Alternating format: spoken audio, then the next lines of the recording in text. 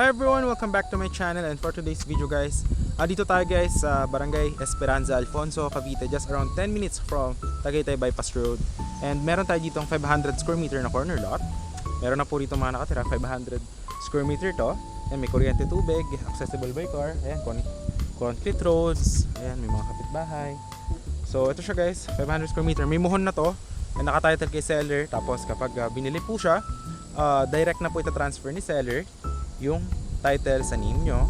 Tapos this one is for sale for 3.5 million, but binaba po ng seller for this month for only 2.5 million. Cash basis po tayo. Tapos pwede po na yung term is 80% payment, tapos sign credit of sale, and the 20% remaining is kapag na-hand over na sa inyo ni seller yung title on your name. This one is situated 520 meters above sea level, and napakalamig po dito. Ngayon is 12 noon. But tinan nyo naman, mahangin guys. Ito yung mga surroundings. Sold na po lahat na nandito sa area. Ito na lang po yung natitirang lot. Ayan, nandun din yung binili ng client ko, yung 6 million house na 200 square meter. Ayan sa likod ko. So, inaayos na rin siya for turnover. So, ayan.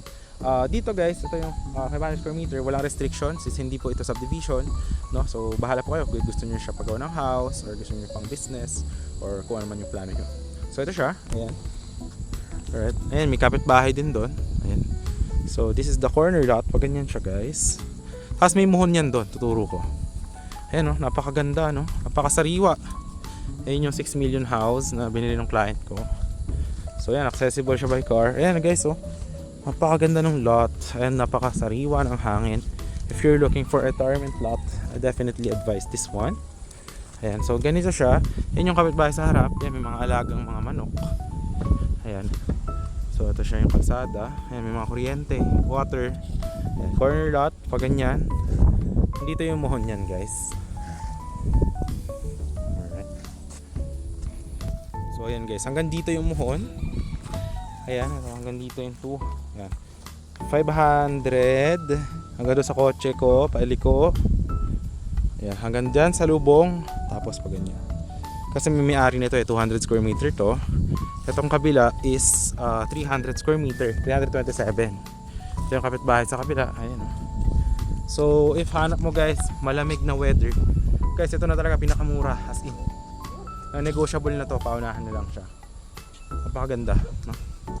Tapos yan na, Barangay Road. Search nyo lang sa Google Map ang property. Barangay Esperanza, Ibaba Hall. Maglakad ka galing sa Barangay Hall, 2 minutes nandito ka na. So yun yung landmark. 10 minutes going to Tagaytay Bypass Road, yung mismong highway ng Tagaytay Bypass. So ito yung isang kapitbahay. Ayan siya. Ayan, 327 square meter, and then yung 500. So ayan siya. Ayan, ganyan yung mga surroundings. Ayan, may kuryente, water. So yun guys, yun yung corner lot, no? Napakaganda. So if you're looking for a lot, ito na yan. So papakita ko sa end of the video yung drone shot nya para makita nyo rin aerial shot from this one going to the Barangay Hall, going to Tagaytay. So yun lang guys. Basta ito yung ano nya, muhon nya ulit from this one.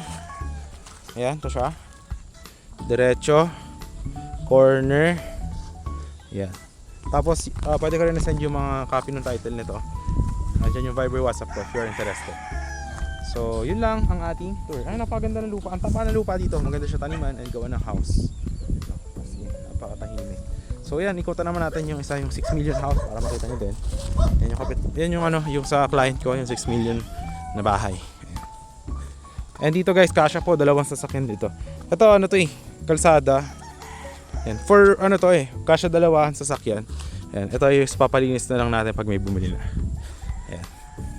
Yung neighborhood kung gaano rito katahimik, I will show you the drone shot in 3, 2, 1. Paikutan natin yung bahay na to ng drone.